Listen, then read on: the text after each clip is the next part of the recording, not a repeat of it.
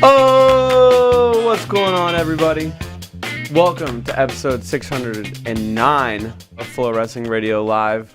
I'm Kyle Brackey. I'm not Christopher Piles, but today joined by James Dean Rader with an excellent fit on once again, and Ben Askren coming to us from Wisconsin. Ben, is it still a blizzard there?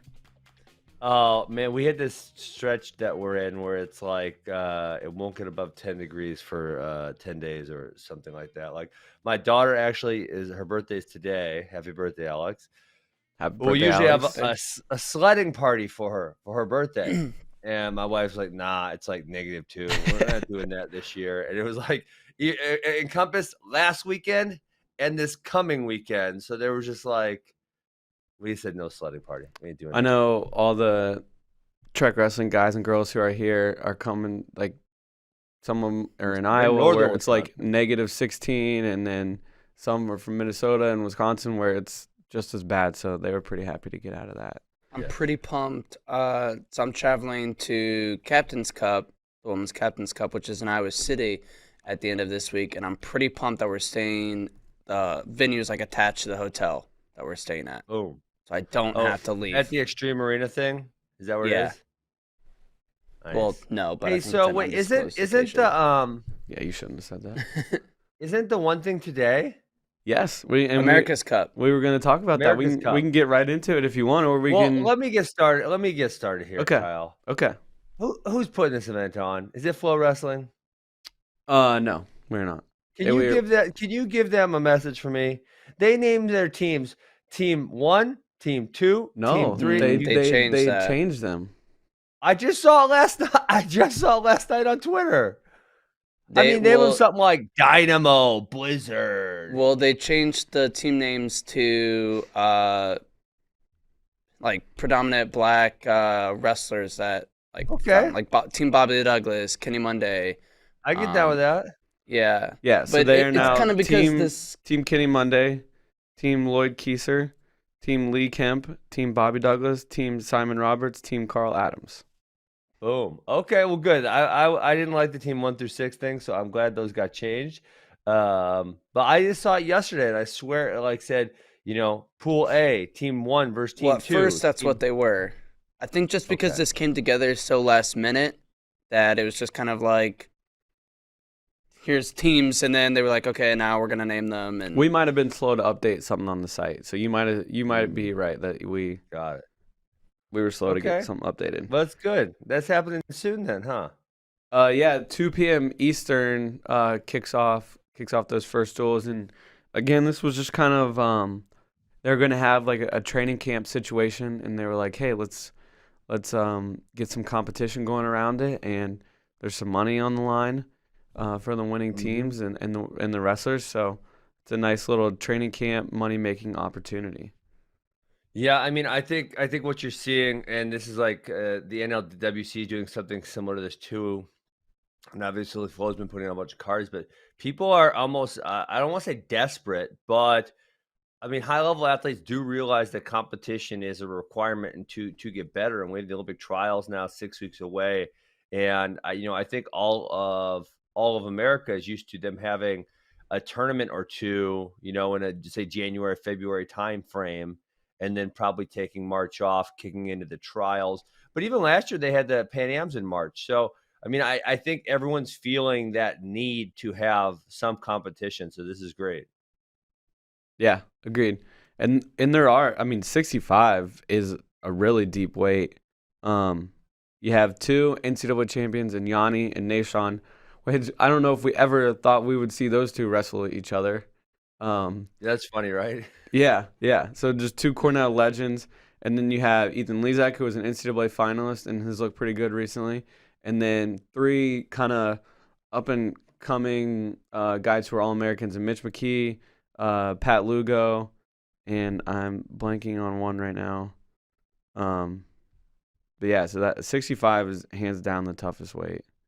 Evan Henderson, nice. Who I was thinking of, the last one. He's had a good stretch of the last 6 months or so. Yeah, he's a top 10 guy in the country. And Mitch McKee, I mean, has always excelled in freestyle and Greco, and I think he'll actually see Yanni the second match of the day. So that should be a fun one. Nice. Yeah. Do we just want to run through teams, break them down a bit? Yeah, and that Ben, if you see that article I put in the doc, I if you scroll see down a that. little bit, you'll see pool competition. And that's probably where you saw Team 1 versus Team 2. We didn't update this article. Yes. But we could get a Yanni Evan Henderson match right out the gate. I don't know if that one will happen just because they're teammates. They might. Team 1 does have Josh Saunders as an alternate. We might see him go instead. Cornell coming in heavy. Hey, so Yeah. is this just a limited amount of teams who are at this? Because when I look through these rosters, there's a whole bunch. It's mainly East Coast plus Gopher Wrestling Club is the vast majority. Wolfpack, Spartan, Tar Heel, Southeast. Yeah, well, it's Like in I North said, Carolina. So a lot of people didn't want the central, more Midwestern teams didn't want to travel that much.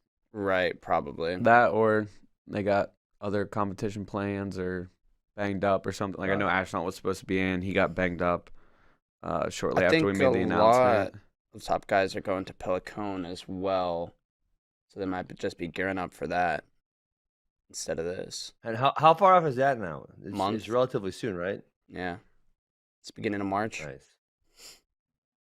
Okay, so Cool. that So what team you got winning, Kyle? Oh, see, I haven't like looked at it like that. I've just been mainly looking at the matchups. Hang on here. Let's look I in really here. liked. I'll tell you the team that I liked. Team Simon Roberts. DeShazer and Ryan are kind of not so great on the ends, but then Lugo, Wick, Hall, and Honus have all been competing relatively frequently and having a decent amount of success. So I like them, and then Bobby Douglas isn't think- bad. that was the second one I was going to say, that they got Vito, Nishan, Elroy Perkin, Brett Farr, Boykin, Bradley. It's a pretty solid team. Yeah, absolutely. And with only 6 matches, like matchups can make or break. Like they're so big, a 1-point match is a huge swing with just 6 matches. I mean, Team we League saw that Camp with too. You got Gwiz, Zach Sanders, Mitch McKee, Gabe Dean, Hayden Zilmer. Wait, so I think there's actually a mess up here. I think Gwiz should be on Keezer. I see. Yeah, I'll Gwiz fix on that Keezer. right now. Gotcha. Gwiz at 57 is a monster. Also, no Josh Kramer. He's a late scratch. I'm not sure who's replacing him yet, but I don't think he's competing Got it. anymore, like he was originally scheduled to.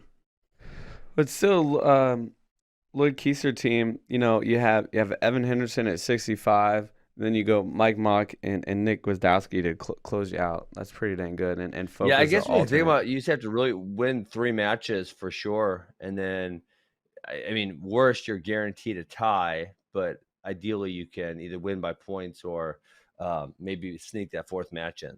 Yep. Right. So do any matches stand out to you today, Ben? Well, I would like to see Mark Hall compete some more. Yep. He just dropped that match to Nate Jackson a couple days ago, but he's someone that we really were excited to see start freestyle because he had the huge amount of success in high school. And there's none of the top 86s here, but someone like a Gabe Dean and a Brett Farr, those will give us those guys are top 6 to 8 guys. They'll give us a good idea of where he's at. And so, I'm interested to see how he does. And obviously, Yanni's one of my favorite wrestlers, so always excited to see him compete. And to your point, 65 is the best. It's definitely the best weight class here, or the most fun. Yep. So, Do you think we're going to see Mark Hall look better than he did against St. Jackson? Because I think, that was the first time he's competed in a while. I think that was kind of a dust off the cobwebs, and I think he'll come back a little bit stronger this time around. Yeah, I mean, I would hope. I think he's a 79 guy. And he's up Yeah. at 86. I don't feel like he's all that big. I mean, maybe weight-wise he's big, but I think he could get down to 79. So, yeah, I'm interested to see how he competes, especially, Gabe Dean's been a guy who was retired for a couple of years, and now he's been competing, I mean, almost literally everywhere. He just had the Bo Nickel match announced last night. He's wrestling Jaden Cox on one of your cards, correct? No, not anymore. Oh, what happened to that? I don't know. Okay. Dang it. Maybe Someone should have eventually. updated me on that one. I just saw But- that like a week ago. Yeah. Yeah. Okay. And maybe with Mark, it's a thing. We saw when David Taylor went up to 86. It took him a while to grow into that, and I don't know. Maybe to your point, maybe it just never really happens, and he's just kind of a tweener, stuck in between, Yeah. kind of like a James Green. You feel like, but it'll be really interesting. Maybe the most interesting match he'll have today, because I don't think he'll see Gabe Dean in the pool competition. Maybe when they break out in the bracket tomorrow, but will be the last duel of the day when he takes on Muhammad Mcbride, who was a U23 World Team member in 2019, was actually 5th at the World Championships. And now I believe spends most of his time out in Colorado Springs. Yep, he's at the OTC. Yeah. But he was he a 74? I He believe was a like, a lot 79. smaller. 79. Okay. Yeah, yep. Got it. Yeah. Where's Vito? That would be nice to see him. And none of these other guys are super highly ranked. But Yeah, he he's always should fun pretty every much time run out. through this. Yeah, today he'll see Sean Russell and DeShazer, it looks like. Yeah, I would think I mean, did he wrestle Pirelli before? I don't That would know be if he's interesting ever one hit to see him because or they've been in not. the room. Right. Yeah, they've been in the room together, and that'd be like kind of like a big brother figure type of one. So it'd be interesting to Nashon see how also they said it compete. would be a big brother thing, and that did not play out. He did. It did not play out. Vito's a guys guy are who's really gotten shaking a that off. lot better in the past year. JD, I thought, are you gonna carry that thing the whole show on your left shoulder? Maybe. I figured it was you were gonna start the show and you're gonna run some gimmick, and then it was gonna go away. No, but this I'm is pretty just impressed with. I don't know exactly what it is, but it hangs out in the office, and we kind of just like to play with it sometimes. I think it's supposed to be one of those like functional pattern Workout workout tool. type thing. Yeah. Yes. So I'm just Yeah. getting my functional think it's- patterns in right now. Okay. It's supposed to be like an axe, but not quite an axe. Interesting. Hey, so I got an update from Jason Bryant on the things I was quoting last night. Okay. And Jason Bryant, he's great because he doesn't even just cite. I'm gonna get this right for you. He doesn't just cite the sources, but he'll like dig in to make sure they're correct or not correct or whatever. And so he said that 44 was reported by Chris Taylor, but they dug into it and they can only confirm 39 on that one. So On the pins? Howard Harris from Oregon State has 40 in the year 1980. So he thinks, despite the fact that Chris Taylor claims 44, he thinks Howard Harris at 40 is the record. Okay. Yes. I mean, do you think we'll ever see anyone touch that? People don't wrestle enough anymore. Right. And most people, Spencer would have to go to like 3 open tournaments, not 1 open tournament. Like he'd have to go to like 3. yeah, the majority of guys don't even get close to 40 matches. No, I mean, and let alone pin for. I mean, I think Howard Harris had like, a 90% pin rate. He had like 44, 45 matches or something like that, and Chris Taylor was something similar. I think if I were Spencer Lee's PR person, I'd have DeSanto go in his corner. I'd have DeSanto wear gold chains to open tournaments, and then I think it's like Ronnie Coleman. I would just have DeSanto. DeSanto would only say one thing in the corner. He'd just say, light work! It's Ronnie Coleman. The whole day long. And then Spencer would be decking dudes. And then they'd walk out of there. And then next week they show up at a tournament and DeSanto would be on, light work! I mean, they can pretty much yell that now when they open up duels with pins and text every time. Yeah. But can you imagine DeSanto with gold chains and sunglasses?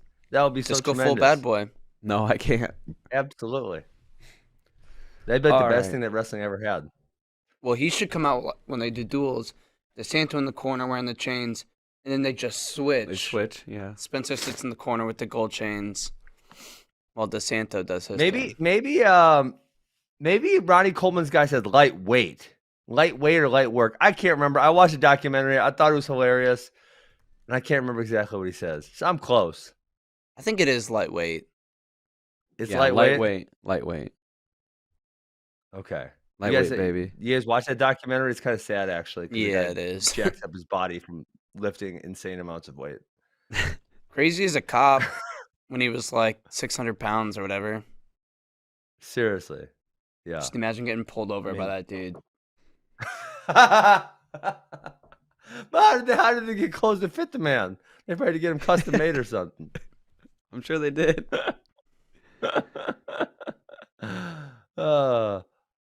Hey, so Kyle, I'm excited for you to tell me about what you were texting me about this morning. Let's hear it. Yeah, so we have an update on Michigan. You know, we knew that their 2-week shutdown period was over, but I don't know. You still kind of get worried. Are they going to compete or not? They're in. They're in on Friday night against Ohio State, and it sounds like we will see Miles Mean. Now, we do not know which weight though yet. Will it be? Why wouldn't they 84? just tell us what weight it? We're gonna know on Friday. Why wouldn't they just tell us? Pantaleo might have kind of broke it. Did you see that? Oh no, I did not. So we put a picture of Eric Schultz saying new number 1, and then Pantaleo commented on it and says, Miles Mean has entered the chat. Oh, he's breaking news. Ooh, interesting. Yeah, see, there it is. Coach Format's gonna fire him. Breaking the news. Or he's playing mind games with us. Yeah, that could be too. So I would expect to see him wrestle his first matches of the week on Friday, and I say matches because I think Michigan is working to get a match on Sunday. Okay. Hey, will we see Stevan Micic? It sounds like it's up in the air with him. Still not decided. We have like 4 weeks until Big Tens. Yeah, I mean, it's not like I don't think it's one of those things where he's trying to decide if he's going to wrestle or not. It's injury. Yeah. So it's like okay. So he is going to wrestle it. if he's not injured. It sounds like he's all the way in, yeah, on the season. It's just he's banged up. Okay. Yeah. Because there was rumors that he wasn't going back to Michigan, remember? Yes. But he was 100% in Arizona for a while, training. Okay. there. Well, I mean, it's single digits in the Midwest here. Do you really blame him? No, I don't. Not at all. Not even a little bit. So, if Michigan is working to add a match on Sunday, and they cannot wrestle outside of the Big Ten, they're wrestling Ohio State on Friday night. So you take out Ohio 12 State. options. Iowa is on pause. Take out Iowa. Okay, can't wrestle them. And you start looking at who this duel could possibly be with. There is one the Badgers team. at Northwestern, so that's 2 that are out. That's right. There's a bunch of Big Ten duels. yes. Sunday. Let me pull up here the dual rankings. You know who? Let's see. Nebraska is actually off this weekend. It could be Nebraska. Minnesota has Wisconsin. Illinois actually could be a possibility. But the one that really sticks out to me, Michigan State has Purdue. Those 2 are out. The one that really sticks out to me is Penn State. Wouldn't that be tremendous? They had 2 duels canceled at the beginning of the do it year against Wisconsin. Yes, they've already added a match against Wisconsin. They were supposed to wrestle Friday night. Now they are free. And this duel was supposed to happen last Sunday during the Michigan shutdown. Could we see this duel get added? Yeah, that would be so. I mean, that would be like our dream, right? Because Michigan was supposed to wrestle both Iowa and Penn State while they were shut down. They've only wrestled 3 matches, none of whom were particularly difficult. So they've wrestled Indiana, Maryland, and Rutgers so far. And so, I mean, really, Rutgers is, I guess, probably ranked 20th ish or somewhere around there. It's gonna be awesome to see them against Ohio State first, and then I mean, ideally, if I get to pick, it's Penn State. Kyle? How do you think people? You think they just call the Big Ten office and say we want another match, throw our name in the hat, or what do you think they're doing here? I think you're talking to your AD, and then your AD is probably taking it over from there, and I'm sure they're having to go through the Big Ten and make sure it's all cool. But I'm sure as long as both ADs and teams are in, they're all still following the same testing protocols, and you just keep following that. And I don't see why the Big Ten wouldn't be cool with it. I don't know where the match was originally supposed to be in Ann Arbor, so I don't know if it would stay in Ann Arbor or if Michigan would go to Penn State. Yeah. Yeah. I feel like Meachik Penn State RBY would probably go there. That Meachik RBY would be tremendous. Heck yeah. And then depending on our man Christian Powers is in the chat, and he added in the chat that Miles Mean is certified for 84, so he could go 84. I know Pantelli was teasing 97. Yeah, I mean, Miles Mean versus Aaron Brooks would be a dream. Right. But yeah, I think it makes more sense for Miles Mean to go 197 as well. I think that's probably a better choice for him. What other really good matches? I guess. Robbie Howard, Dylan Ragusin. Ooh, that would be pretty good. Soroki Massa. Soroki Massa absolutely would be fire. That would be awesome. And I would before the season, I think I maybe did pick Soroki, and now after watching, I'm picking Massa, and who knows, maybe Soroki proves me wrong. But after watching the last couple of weeks, Donnell Washington, the match versus Kradiger, I'm going to lean towards Massa for sure. Yeah, and then if Mean does go 97, Beard would get a good test, see where he stacks up kind of nationally. Is there any hope that Kirklevitt comes back before Big Ten or no? There is. No, it sounds. I think in the past few weeks, Mason. Yeah. Yeah, I don't think it would be this weekend, but what we've been hearing with Kirkfleet is much more promising than what we first heard. Got it. Around the injury, but I don't know. Nick Sirianni was in the room practicing one time too. Yeah. Wait, Nick Sirianni's coming back to Rutgers? No, it was a joke because I didn't see the one time Kale said that Nick Sirianni was down the room practicing and he had a broken ankle.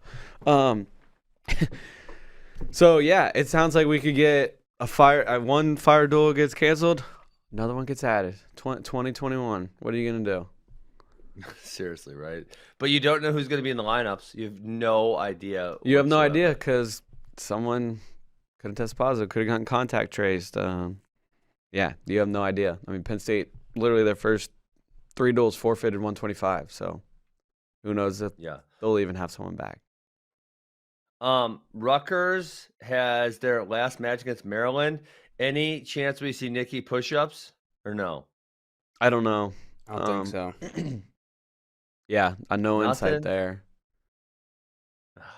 We did hear. I mean, Christian said on this show before too that it wouldn't shock him at all if Nick is just at the Big Ten tournament. I mean, I can get down with that. That's whatever. So, poor Sammy. Wild cards, Kyle. How are they doing it? Is there a minimum? Yeah, it'd be 25 if he comes back. That would be. I mean, we all want to see Spencer have at least one good match, and that's what we want, right? We want to see Spencer have a competitive match, and that's the match. Hey, Kyle, how are they going to do? I mean, I know they maybe had a plan coming into the season, but after seeing how the seasons went, I don't know if they can stick with any type of plan. What is the plan for auto qualifiers and then picking wild cards after the conferences? I mean, I think the same as usual. Coaches ranking. Usually they have that 15-match minimum, but they can't. I mean, could they even have a minimum this year? Is it even really possible? The 15-match minimum, I believe. Okay, are you saying to earn an allocation for your? Yeah. So, I mean, I knew they said they were going to reduce it, but I feel like wherever they're going to reduce it to, it's still anything above like 2 is too high. I don't know. Maybe it's that the 4 match thing they were talking about, because you can wrestle as long as you wrestle 4 matches. You don't have to wrestle at your conference tournament and will still be eligible for a wild card. But so I don't know if it's that 4 match. I don't know. I hadn't heard anything on that. I don't know. It's gonna be freaking crazy how they do seeding, how they do who earns allocations. I do not envy How they people do doing who that earns job. wild cards? Because what if you have Stevan Micic? He's 4-0. Nick Suriano, they don't have 4 matches. Well, he would just have to go steal a spot at Big Tens from somebody who. But what who if they earned got one. Corona before Big Tens? Are you saying they're out now? Who? Either one of those guys. Neither one of them is going to get 4 matches for Big Tens. What if they get contact trace or Corona? They could get 4 matches if they you do a bunch of extra Not matches. before Big Tens, Kyle. They do extra matches. And Yeah, those matches you do count. you do the You duel do the and you duel get. the extra. I think Michigan still has another duel after that. Yeah, they wrestle Michigan. So if they wrestle Ohio State Friday, Penn State Sunday, and then Michigan what about State, Maryland? I mean, that's Suriano 3. would have to wrestle their whole freaking roster at 25 and 33 to get 4 matches. Suriano would just have to steal a spot from somebody. Okay, but what if he gets contact trace or Corona? Then he can't wrestle. He can't. And he steal can't a wrestle. spot. He just doesn't. He's wrestle in out. NCAA season. Yeah.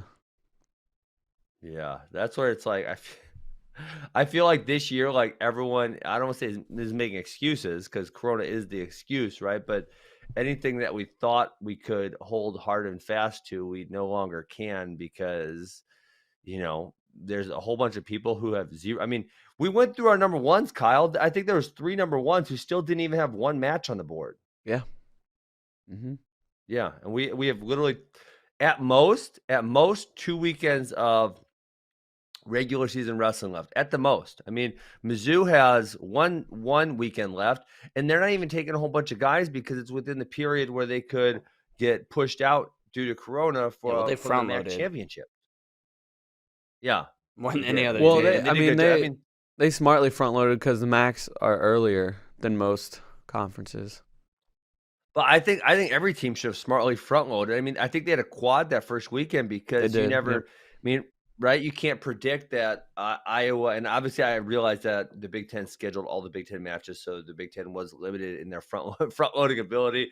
But with Iowa and Michigan, they both had their season postponed. So if they could have got those 4 matches on the board, right away in the first weekend or 2 weekends, that probably would have been more ideal. And I know obviously we'll probably never, ever, ever have another season quite like this. But that was really good work by Mizzou. And obviously that's a team I follow. I don't know who else did that. But yeah, so that first weekend they had a quad. And then the second weekend they had a try. And then the third weekend they had a quad. So, I mean, that's 7 duels in the first 3 weekends of the season. They even had at least 1 duel canceled too, I know. So they could be at even more matches. Yeah, so they had they were supposed to go to Kent State maybe, and they got canceled, I think. Yep. Yeah, Kent State and Rider were the same weekend and got canceled because I don't recall who. Kent State had issues. Yeah. Yes, Kent State had issues. Yeah, I mean, gosh, this is gonna be a mess. I mean, there's gonna be good dudes that don't go to nationals.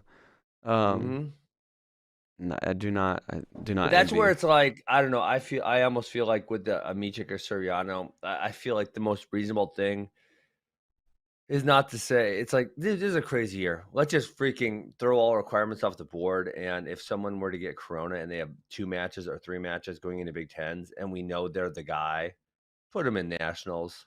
Come on, man. Well, that makes sense. Like your established guys, you common sense calls. But what about a guy like Robbie Howard, who we all think can be super good, but it's like we don't know for sure.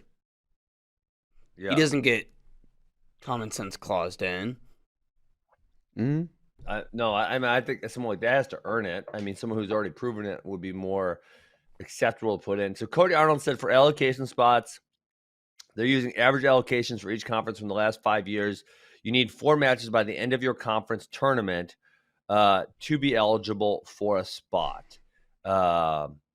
So I guess by the end of the conference tournament, not going into the conference tournament, they need 4 matches. If you have less than that, you have to win your conference tournament. So I'm assuming he means by win your conference tournament, he means just finish in the top 8 or whatever of. No, I think he's saying if you don't hit, let's say you go into your conference tournament 0-0. Yes. And it takes 3 matches to win. Yeah. Like you would qualify because you won the tournament. But if you lost in the finals and you're like 2-1, judging by what he's saying, I don't think you would go because you have less than 4 matches. I mean, if they're taking like 3 people in your conference, right? I agree. That's silly. He should just go. I think that makes the most. I think maybe he just mistyped there, because that would make the most sense. And then Robert Finkel says aren't allocations due out tomorrow? Usually they come. They usually come like a week before the conference tournaments is when they usually come. But usually the coaches rankings come out sometime in late January. I think we're due coaches rankings sometime soon. Yes, soon. It's got to be soon. I mean, usually it's sooner, but obviously the season this year didn't start until this January whole 3 or whatever. Late season has me all screwed up and timeline all messed up. All messed up. It's a mess. Such a mess. All right. What else you want to talk about? You want to go to questions from friends or? We have questions from friends. We have some good ones, and we didn't get to a lot from yesterday, and we went like 20 minutes over yesterday. So we can. I know. I had a meeting at 10, and you guys were trying to mess with that. Sorry, dude. How did you guys keep going after I got up? Just like 2 or 3 minutes. Yeah, it was nothing big. Okay. I don't know if I'm gonna have time to watch your Britney movie or not because I'm having my daughter's birthday party. My mom's coming over tonight and we're doing that thing. So find some time before it. Find some time before it. We need you, Tyler. Hey, listen. Yeah, family viewing. Yeah, listen. Producer Tyler, he's gonna make his FRL debut tomorrow because he has lots of thoughts on it. He saw it, and wait, Tyler's coming on the show to talk about it. He's coming on the show to talk about it. I'm making the executive decision. It's funny, we do the Alien Hour, and I learned about this crazy Britney situation just from like someone's tweet thread, and then did some more research on it, found out it was true, and then for a documentary to be made, just like 6 months after we did the Alien Hour, it's pretty awesome, and it does a better job of telling the whole story than I did in that short little 10-minute span or whatever. And you learn some stuff. I watched it last night. So how long is this movie? It's like an hour and a half. It's so. Oh my goodness. So I had trouble finding it on Hulu at first because I was just searching "Framing Britney," but was it New York Times Presents? It's like New York Times Presents has been doing these documentaries, and it's episode 6 of that. So it's on Hulu. Just do that, and you'll find it.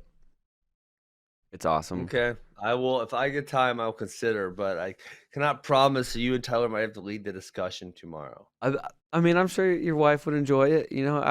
After your daughter's all run down after the birthday party, you and the wife sit down. My daughter actually, I have an issue. My daughter doesn't go to sleep. Oh no. Like she is night owl. We'll stay up till like 9:30 every night. It's annoying. Okay. You'll get there. Your daughter's only what? 2, 1? My son, he's only oh, my bad. Yeah, not even a year and a half yet. So okay, he's still sleeping you're not pretty into good. that phase. No. Yeah, where they stay up all night. You get there. All right. Questions from friends. Kevin Mulder had a couple. We'll start with this one. I don't know if you saw this matchup. Labriola get pinned by Washington, and the refs weren't in position to call it.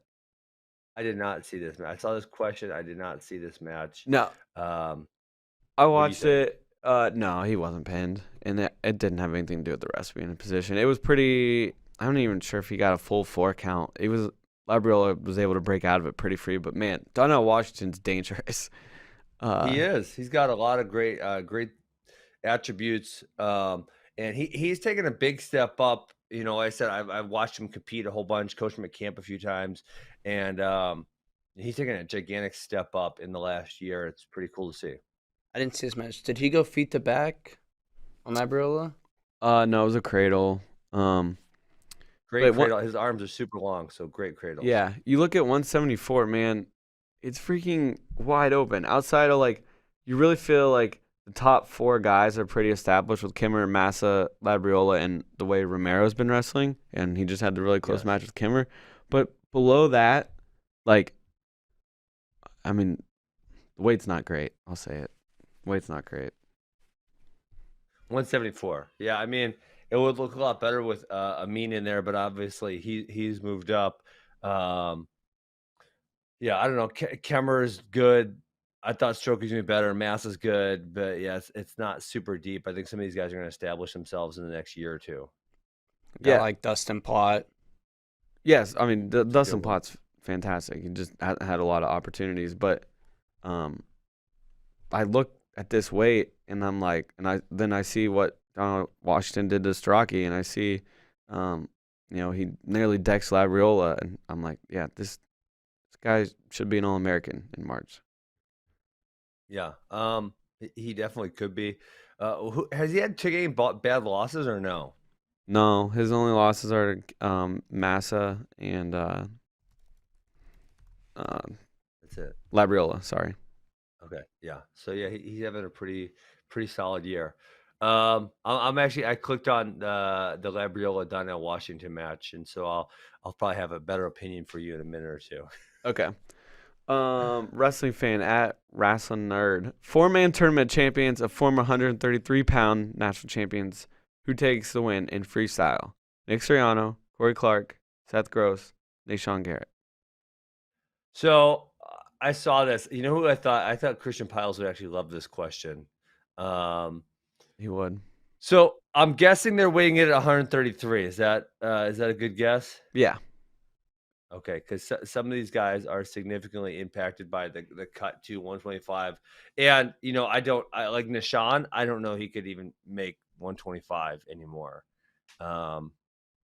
So here's my four, and I'm saying they go round robin. I think is the most fair way to do this. Okay. So I'm going to go Seth Gross first, Nick Suriano second, Nashawn Garrett third, Corey Clark fourth. I think I go Suriano, Gross, Garrett, Clark. I know Seth Gross beat Suriano at Farrell not that long ago, but after the way Suriano looked last tournament, like, yeah, I mean, so we've seen Suriano once at one tournament. He did look good, but we really haven't seen. We've seen Seth Gross a whole bunch in these. I don't know what we call them, pro matches. He has the win over Gilman. There was that sketchy call, but he still looked really good. And I throw out the McKenna one. I totally throw that out because McKenna was just bigger and stronger, and I know you kind of put it on him, but I've been impressed with the way he looked, and he did pose a issue for Nick Suriano the last time they wrestled. But I could obviously see that one going the other way, but I'll stick with Seth. yeah, that's not a bad bet, but I'm taking Suriano. Match was weird. Suriano was winning until that late tip. I think he's been just training freestyle since then. And I think he's just gotten a lot more savvy, a little smarter about it. So then I'm going Suriano, Gross, Garrett, Clark. Suriano, Gross, Garrett, Clark. Yeah, does it change at all? We all had same 3 and 4. Does it change Gross Suriano? Your pick it off its folk style. Folk style. No, I think Seth is probably at least as good of a folk styler. Nick is equivalent because he's not particularly good in top in either style. At bottom, he's good, but he doesn't get turned too much in freestyle, and he just gets 1 point escapes in folk style. Corey Clark he just hasn't been competing near as much and hasn't found the success in freestyle that he had in folk style. So I think he's kind of an easy one to kind of put in last place there. What about folk style and you take them the year they won the national title? Ooh, that's way more interesting, right? Gross did turn everyone that year. But didn't Corey Clark beat Seth the year before that in the finals? Right. Yes. But we're saying if you take him the year they won the title. Because he was clearly better the next year. Well, and the other thing is, man, what do I do here? Yeah, I think I'm gonna leave it. I think I'm gonna leave it the way I put it. Okay. Yeah, I still don't think it would change anything for me. Um, yeah. I don't think See, Nick I feel got the same turned way. in that NCAA final against Spencer Lee. Did he? I Yeah. don't think he did, Mm, no. if I'm remembering right. Yeah, I'm gonna leave Anyways, it the same. Sandy Summers Russell. Why does Nebraska keep dropping in the NCAA coaches poll when their individual rankings are rising and they keep winning? I put this one in too because they dropped in ours 2 weeks ago. They stayed the same this week, but a lot of times, and Other team rises more. exactly like, and they had a very very close match with Wisconsin, who Penn State just blew out of the water. Yes. So that Penn did State not didn't help. lose a But match then in that duel. NC State took a jump, Oklahoma State took a jump, Missouri took a jump, and then Virginia Tech took a jump this week. And then you're right, Nebraska has kept on winning, but it was the win against Wisconsin, and then Indiana and Michigan State, who you were heavy favorites against. So it just has more to And do. Nebraska's been who they thought that they've been exactly who we thought they were going to be, right? Chad Red's an All-American, Labriola's an All-American, Schultz is an high All-American, Yeah, and Cronin's been good. Venz is borderline. Christian Lance is probably on the outside looking in, and they, a few other guys, maybe like Brock Hardy and Peyton Robb, are kind of outside looking in, and that's probably exactly who we thought they don't have a Trimble. I don't know what's his freaking name. I'm not sure. Trumbull. Who I had no idea who this guy was, and now I'll say he's number 5 ranked guy in the country. Like they haven't had a guy like that. Yeah, totally agree. I think it has a little bit to do with teams having a few more opportunities, to wrestle teams that were ranked ahead of them or build a stronger resume right now. But obviously, Nebraska is going to be in competition for a team trophy in March. Yeah, I mean, let me think about that. With Venz being, I mean, I don't want to say not as good, or I guess on the low end, because we have seen a high variance in his performance. They really only have 3 guys who are, I would say, locks. And lock, with Chad Red, has up and down as his performance has been.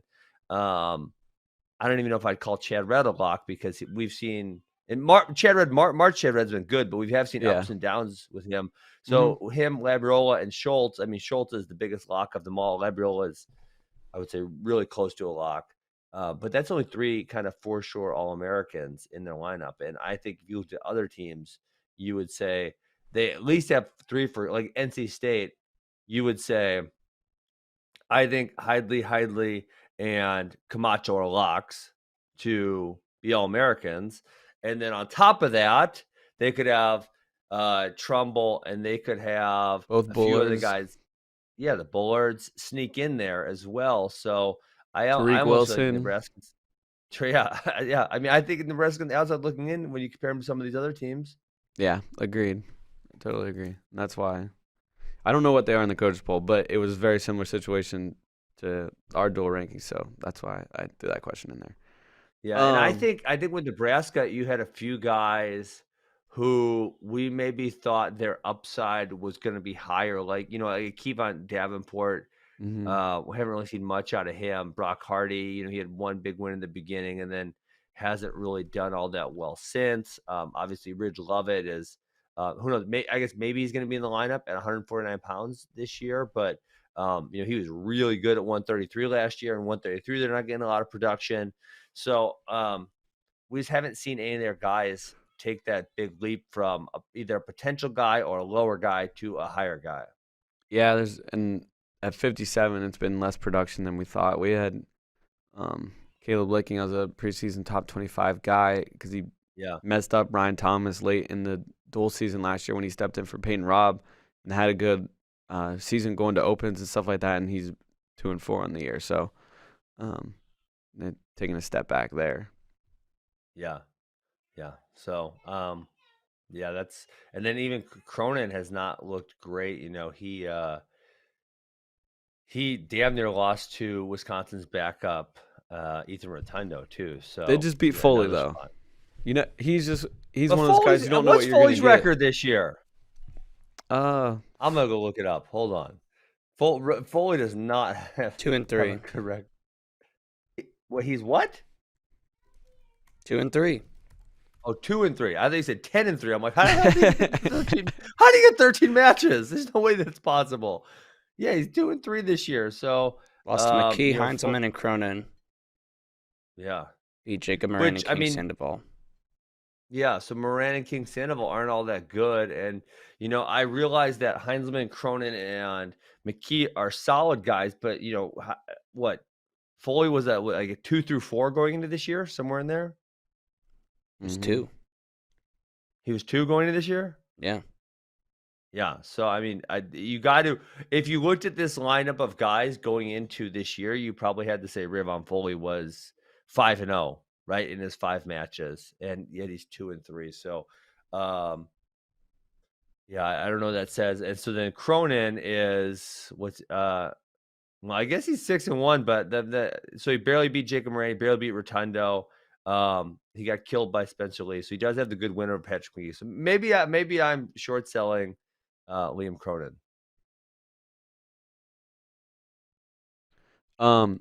Sorry, man. I was reading this thing. Uh-oh. With our friends Cody Arnold and a few other people in the chat put the qualifying criteria for us, and it says a wrestler who wins conference championship with less than 4 matches may retain the automatic qualifying spot. If the second place finisher in a weight does not have 4 matches, but the third place finisher does have 4 matches, the third place finisher can be awarded the pre-allocated spot, as the second place finisher is not eligible. Wow, that's pretty crazy. Yeah. So I guess if you're how going many? in Well, with because like if you're thinking about it, like 2 and 3, if you both lost to the champion, I guess like they could be saying, Well, but I guess most conferences, at least if they have more than 0 matches by the time they get to the finals, they're gonna have the 4. You would think, because how many conferences are really small now? You know, like the Big 12 is at 4 members, but the Big 12 is big now. The MAC is the big. ACC is the smallest with 6. ACC is the smallest. Yeah, but I don't think any of their teams have been affected by shutdowns or anything like the Big 10, right? North Carolina had to pause some stuff, but they're able to make up those duels because the Yeah. the smaller So I conference. think they we're didn't gonna have be a good. bunch I think we're gonna be scheduled. good on this. I think everyone's probably gonna get 4 by the time that they get done with conferences. Man, that means unless so I'm thinking like if Suriano did just enter Big Tens, he like might need to like lose his first match on purpose, and then try 'Cause if to he get just a entered bunch of Big matches Tens, on the backside. well, if they seed him something below 2, he would get 4 matches by the time he gets to the finals, right? If they seed him 3, he'd have the 14 first round, and in the round of 16. So by the time he got to the finals, he would have his 4th match. How would So you seed he him actually, though as 0-0? well, you want to be seeded lower than 2. If he's seeded number 2, he's only going to get 3 matches because he's going to have a bye first round, Right. and then he'll have a quarter, semi, and a final. Because then he'd have to beat Spencer Lee to qualify for NCAAs. Yeah, so the coaches could screw him by giving him a 2 seed, which is actually probably it's the right seed, obviously. Right. But it would screw him in the sense that he would only get 3 matches because he'd have the quarters, the semis, and the finals, and he'd have to beat Spencer Lee to qualify. Otherwise, he would be 2-1 on the season. Yeah, and if they did my that, God. he should just take a loss. Take a loss, get And to then the wrestle backside, back. and win a bunch of matches. Yeah, try to win enough 3 matches to get to 4. Wow. So he should really wrestle one more match. The Maryland duel. He should really wrestle the Maryland duel. He should very much consider that. well, he could still get at large. No, No, he's got to have without 4. 4. You got to have 4 matches. I thought that was Yeah. for automatic. You got to have 4 matches. Jeez. Crazy. Okay. All right. Let's see here. Getting back to questions. Luke Walker sticking with the ACC, will Ben finally put some respect on the ACC's name after that duel? I've been putting respect. Listen, all I said last week, Kyle, is that I'm not all that interested in it comparative to you guys. Which you guys, I don't want to say you're ACC natives, but you're relatively close. You have friends on the team, et cetera, et cetera, et cetera. I guess why? I guess our question and why people are asking this question is why are you not interested in it when they're like, I think half the matches were between top 20 guys, and every match had at least one ranked guy, and they're like top 10 dual teams and teams that have won trophies in the past like 4 or 5 years. Well, I was interested in I watched Hidley Bolin, I watched Camacho Latona. I was interested in those matches. Listen, okay, the ACC will start interesting me more. They are so much better than they have been historically. When I was in college, they all were relatively bad. But it's just, I don't know, like there's probably a high school duel in West Virginia, Kyle, that you're interested in because you know the rivalry, you know the history, and that adds a lot to it for you. And so I think I'm missing that, and that's why you guys are more excited about the ACC than I am. But yes, it is getting more and more interesting. And I guess the other thing I would add to that is, again, like now I'm coaching in the Midwest, so like down now Washington, I've seen him wrestle my guys 10 times, right? I've had him at a camp. Like I'm interested in watching him because of that. And I watched it. He didn't pin him, for sure not. Yeah. And that's so like the ACC, I don't have that same relationship with a lot of the guys. You know what I'm saying? Like these Midwest guys, I see them growing up as kids. I've seen them wrestle. And I have that history and I don't have that. So I don't feel like I should need to explain myself because I'm not interested in every single duel. And I'm not going to lie. Listen, you guys can appreciate my honesty because I'm not going to lie and just tell you I'm interested for the sake of lying to you. But you know what? The ACC, they're much, much better than they have been. And yes, they are. Yeah, I watched a duel. So now listen, that builds. I'm going to be more interested for next year. All right. There we go. That's something. We're making progress. All right. J-Rod. Will they ever make a wrestling mat where wrestlers can't touch out of bounds? We've seen this. It feels like it's been a big theme this year. Yes. So, yeah, they get on the edge of the mat, and there's not a ton of extra space outside the out of bounds, and they stick their foot out or they put their hand out. Well, you guys already know my solution, Kyle. I've already talked about this. Make a square. Make a square on a square. You can be equidistant from the edge at all points, right? So on a wrestling mat, because it's a circle on a square, you will never hit the edge of the corner. But yet, because you need to maximize your amount of space, the edge where the circle gets maximum close to the square is relatively short. So if you made a square on a square, you would be equidistant from the edge at all points, and that would be the way you could do this. Okay. I'm in. I actually thought of something different. You want to add something different than this? You want to hear something really funny? Yeah. Because I watched it was Indiana. It felt, I don't know why it felt, but yeah, it was Schultz versus Cam Caffey. It felt like their mat was really small. And I don't know that it was, but that's what it felt like when I was watching that match. So you remember that story about how bounds? But do you think that mat was smaller or no? Because it kind of felt smaller. I would need to go back and watch, but when I was watching, I didn't think, like, man, this mat's small. So maybe that was just me. Okay, but if you think back to that famous Dan Gable thing that he did, and I don't remember, this is way back. He made this like super gigantic mat kind of like as a joke, but also so the other team couldn't go out of bounds. What if you made like an uber small circle so you could just keep pushing your opponent out of bounds over and over and stall them out of the match because they got pushed out of bounds like 43 times? I'm in. I think it should be like in baseball, every ballpark's different. Every mat's different. Yeah, you get a home field advantage. Every mat's different. The sizes are all messed up, and maybe some are squares, some are hexagons, some are octagons. The Astros used to have just this little mound in the middle of center field. Put a little mound in one of them. It's a little crazy stuff. I love it. I mean, it would be fun talking points, right? It would increase home field advantage. Yeah, the green monster in Fenway. Yeah, you just put a huge wall up in the middle of the mat. Yeah, that would be great. I'm in for it. But listen, squares on squares, we can do that. Small circles, we can do that. You could, JD, you could go an octagon and octagon because some of the teams are doing the octagon mat because Yeah. the corner of a circled mat, a circle on a square, is irrelevant. Obviously, we don't need those, so they're kind of making the shape of the outside fit the shape of the competition surface. Yeah, Virginia Tech and Little Rock both have the octagon mat. Which, I mean, it makes sense. They're cutting off that corner, and the corner is just wasted space out there Yeah. because we got a freaking circle on a square. What are we doing, people? It's freaking stupid. Yeah.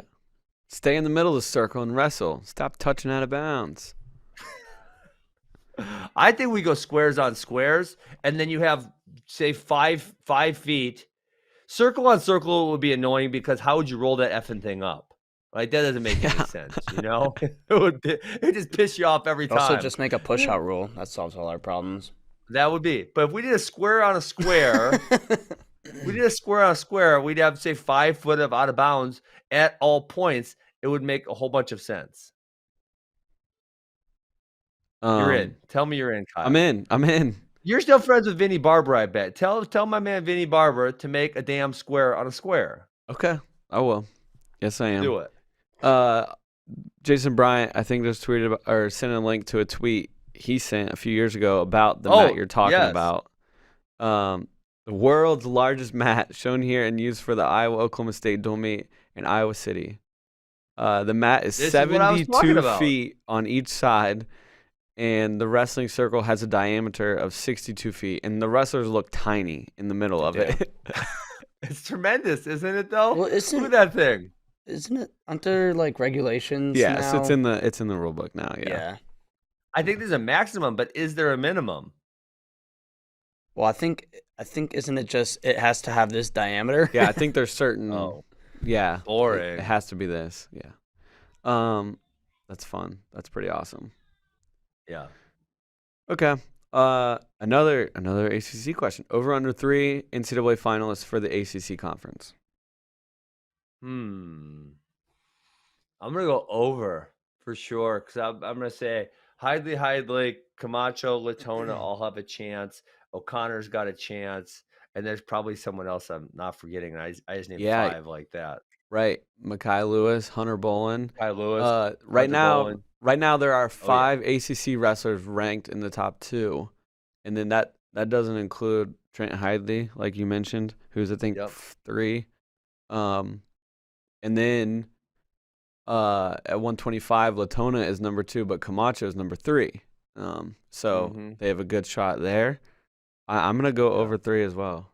JD? I think the line is bad. The line should probably, to make it more interesting, 3.5. 4 or 5. I think would the line would be to make it interesting. Yeah, I'll take over on 3.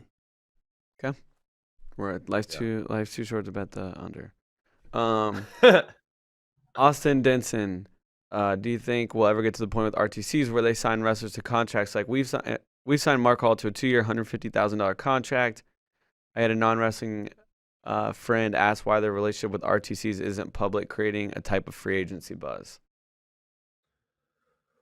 I'd have to assume this is coming at some point. I know. I think the problem, probably, and this is not my problems. The other RTs, but some are funded so much more well than others. Right? There's only a handful that are funded, and the other thing, which this professional thing is going to bring light to this, but in the past, I think a lot of wrestlers were delusional about what their value was, and that would have caused a whole bunch of strife for coaches if they're announcing so and so is making $60,000 a year, and then other guys only making 24 or whatever. Right? That's going to be a huge issue. But some of these places that are really well funded, they should start announcing what they're paying, because then they will have other people who are not being paid well reach out, and it'll force, and so to some people it'll be negative because it'll be keeping up with the Joneses. But for an athlete, you will cause coaches to put more effort into more fundraising, which is going to make the athletes paid more well. That's not a good phrase. What athletes paid better? Okay, so I think there's already like we know what you meant. a fraction of this going on, but I think so many wrestlers are just focused on winning and not necessarily wages, as long as they make a decent Ooh, living. I disagree. I mean, I was a wrestler living, and we all talked about what we were making at the OTC, and Yeah, what but that I'm was whether it was saying somebody is going to take a slight pay cut to say maybe stay at Penn State versus make I a little bit well more. where I would no where I would see it would be um some of these people aren't making livable wages. That's what I'm thinking. Because I'm thinking like, hey, I was making $18,000 a year, and I know because I talked to other people that was for a non-coach at that point. That was similar to what a lot of other people were making. Um, and if I could have made 50 or 60, and in 2000, I don't think anyone was paying that for just for an RTC member, not a coach, right? Just an Hmm. RTC person. I don't think anyone was paying that. And if I could have made that much, I would have went to Coach Smith and said, "Hey, listen, man, I want to. This is where I want to be, but I also want to continue wrestling full time. And at $60,000 a year, I can do that. At 18, I can't really do it. I'm gonna move on, which is right. That's what I ended up doing. Um, and I probably and so he would have said, "Okay, I'm gonna go find the money," or all right, Ben, I understand why you have to do this. Go do your thing. So yeah, I think it's the difference between like poverty, um, and making a real living wage for some people. And I don't know exactly, but I've heard rumors of what some RTC people are making, and I know for a fact what some other people are making. So I think it's that difference between like poverty, being able to continue doing this, and making a livable wage. Yeah, you became a sellout, Ben. Um, I know. uh, Caleb Cardenas. You know what? This is a shot at me. How do you pronounce conservatorships? Conservatorships? I can't say the damn word. Okay. What is the word? Conservatorships? Yeah, conservatorships. That's it. But I was when I did the story with the first Alien Hour. I think I was saying conservatorships. Like I was like really overemphasizing it. I don't know.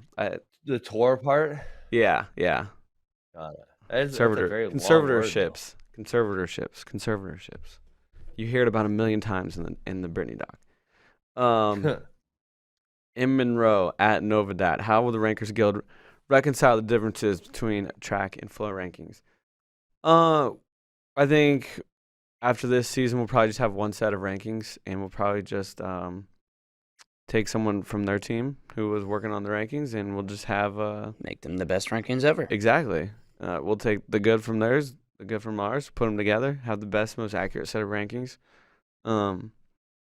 I think we probably have a little bit of different philosophies on how we do things, but we can absolutely work those out.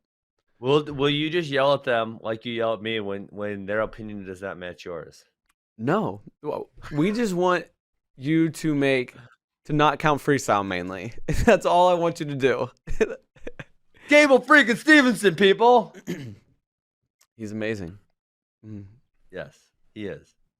Tom Brand said he might be the best wrestler in the world right now. He might be.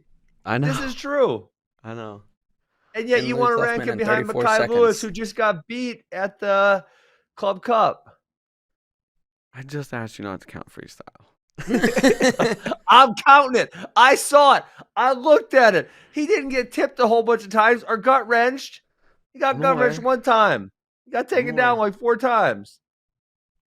I did not When's the see last time him Gable got in a taken down Virginia 4 Tech times in a singlet. match? And Like when he was like 14? I don't know. Think about that, though. When's the last Freestyle time Gable match. got taken down 4 times? I mean, he got teched in like 2018 by Adam Kuhn. I don't know if it was. Yeah, but that was like, I think that was like a crotch lift, if I recall correctly. I think that was one of the scores. I do not know the rest. I don't recall the rest of them, but Okay. I have a feeling it will be changing in a month or so. So, Okay. Fair enough. let's see. No, Kurt Arnoldson. I will not. If I wrestle a match, I will not be doing it at Pikes Peak with an elevation of 14,000. That sounds crazy. last one here, Austin Denson. Do you think a duel-based wrestling league could have success if set up like soccer? 3 points for a win, 1 for a tie, 0 points for a loss.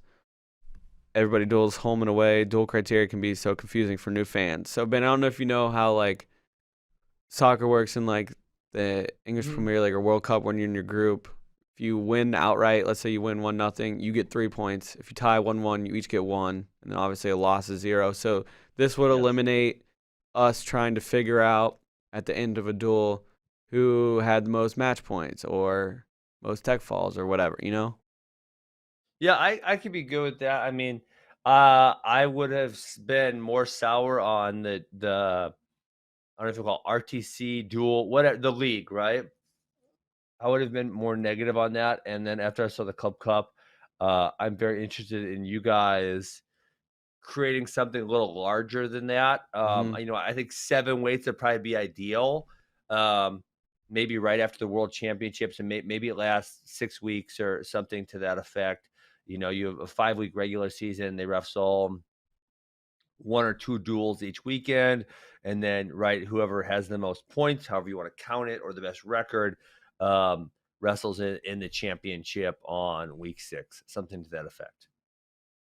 Yeah, I think it could be awesome. Yes. You got anything, JD? No. America's also Club Cup, 2 p.m. Eastern, live on FloWrestling. 2 p.m. Eastern. I just wanted to confirm too. Someone tagged me in a tweet from Pat Tossi, who confirmed what we were saying. Like if the wrestler goes 2-1 and takes second at his conference tournament, even though that conference at that weight might get 4 wrestlers, they would not qualify for NCAAs. So that feels dumb to me. I don't know why that feels stupid, but that feels really stupid. I kind of agree too. I think because in a normal year, you could not wrestle all year and enter your conference tournament and then steal a spot. It happens not all the time, the fact that they didn't wrestle, but they steal spots all the time. Cam Coy last year was like 3-4 and qualified because he stole a spot at ACCs. He was 4-6 last year, Ben, and qualified for NCAAs because he stole a spot at ACCs. I'm kind of good with that. I am too. Yeah, I'm good with that. And then this year, you know, the minimum matches is ridiculous because of everything that's happening. Hey, I just want to say one thing. My man John Veal in the chat, and I don't know why when you brought the 4-man 133, I totally blanked on this match that happened at the Club Cup not all that long ago. Garrett beat Gross. And I don't know why I blanked on that match, but I totally blanked on it. Did. So I did too. I mean, we might have a situation now. We're gonna have a 2-1, 2-1, 2-1. Yeah, 0-3 situation. You know what I'm saying? Where sometimes in a round robin, there's 2-1, 2-1, 2-1, and then so we're gonna have to go classification points. So I'm gonna say that's probably what's gonna happen. I don't know why I blanked on that match, but I did. Thanks, John. No, we all did. Yeah, a good call on that. I wasn't in the chat as much today, as I am usual when CP's here leading things. Okay, well, tune into the Captain's Cup at 2 p.m. Remember to watch Framing Britney Spears. If you're having trouble finding it, New York Times Presents. Just type in that, and it's episode 6. It's pretty good. It's like an hour and a half long. It's good. It's good. You'll learn even more about it and how evil her dad is. We'll talk about that tomorrow. Producer Tyler is going to make his FRL debut on camera. It's going to be awesome. He's already got a set of notes. He was live tweeting about it last night. He couldn't believe how sad he was at the end of it. So we'll see you tomorrow. Peace. See ya.